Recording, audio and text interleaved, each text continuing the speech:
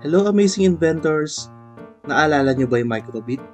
Isa siyang maliit na computer na kaya mag-display ng words and pictures gamit yung mga pulang ilaw na tinatawag nating LEDs. Itong mga pulang ilaw na to ang nagsiserve bilang kanyang display output. And last time, we learned that computers need instructions or code to work.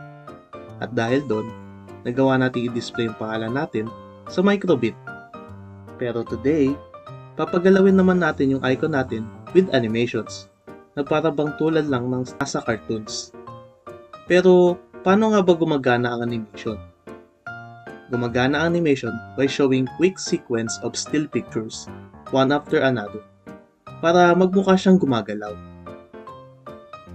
Pwede rin natin gawin yan sa MakeCode by using show icon blocks to show pictures and pause blocks para makontrol yung bagal ng paggana ng animation ng microbit natin. Para magawa yung heart animation natin, una nating gagawin ay maglalagay muna tayo ng small heart icon. At sunod naman, yung big heart icon. Sa gitna nila, maglalagay tayo ng maikling pause to make it look like the heart is beating. Ilalagay natin sila ngayon sa loob ng forever block para i-play yung animated icon ng paulit-ulit.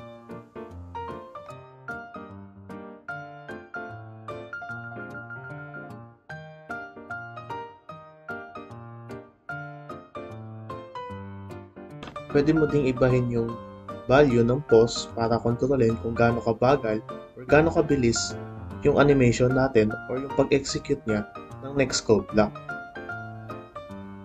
Subukan natin gawin siyang 500 milliseconds. Ayan. Makikita natin na bumagal yung animation ng heart icon natin. Ngayon, ibabalik na natin siya sa 100 milliseconds.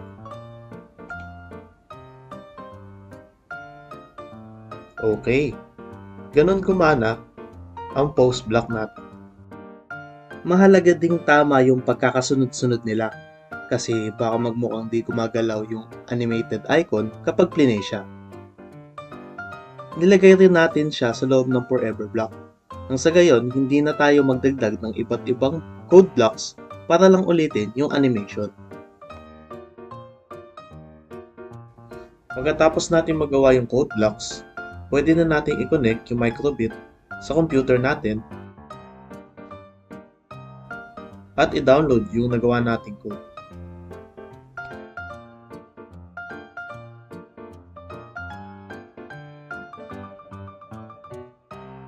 Ayan, gumagana na siya. Pero paano kung gusto nating ibahin yung dinidisplay niya? Pwede natin ngayon gamitin yung buttons ng microbit natin to send information to the computer para ibahin yung icon. Ang tawag dito ay input. Susunod naman natin gagawin ay ang emotion badge na magdi-display ng happy face kapag pinindot natin yung button A.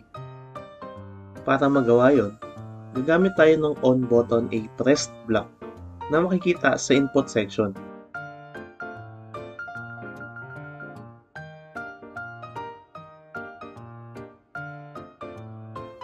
Maglalagay tayo sa loob ng happy face icon gamit yung show icon block.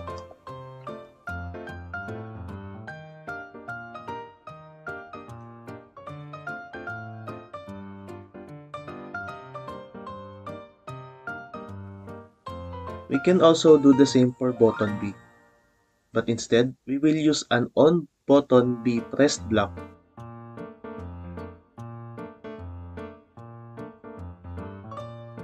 At maglalagay naman tayo ng sad face icon sa loob nito.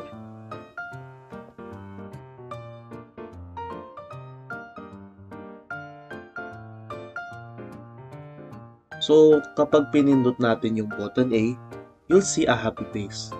At kapag pinindot naman natin yung button B, magdi-display naman siya ng sad face. Bawat pindot natin sa button ay tinatawag nating input. Samantalang yung pinapakita naman sa atin ng microbit is yung output. Subukan naman natin kung gagana siya sa totoong microbit. Pagkakonekta mo ng microbit sa computer mo, Pwede mo na ngayong i-download yung bago nating program.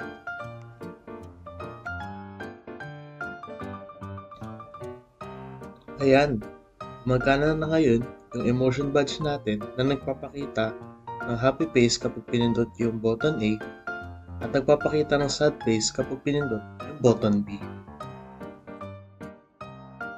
Ngayong natapos na natin yung lesson natin ngayon, tingnan natin kung ano-ano yung mga natutunan natin.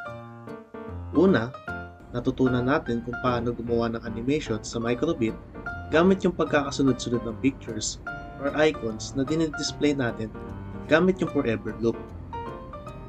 Natutunan din natin yung concept of input tulad ng pagpindot ng button para sabihin sa computer kung ano yung gagawin niya at output na nagdi-display naman ng pictures at icons.